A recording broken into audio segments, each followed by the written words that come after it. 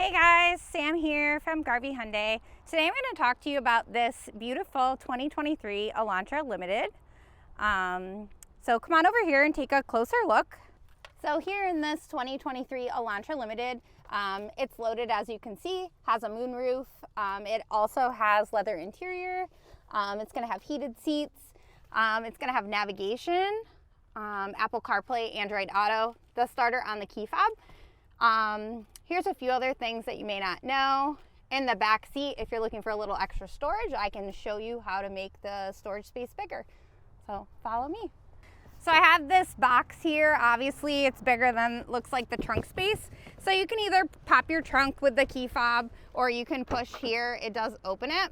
A lot of you may not know, there's two levers here. You can pull them both, and then you're gonna get some storage space because the seats are gonna fold down.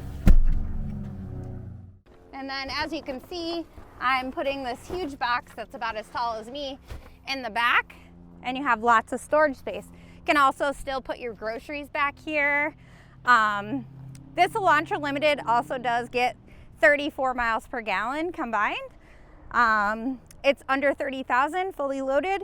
If you have additional questions, please contact me at any time at Samara@DriveGarvey. Have a great day.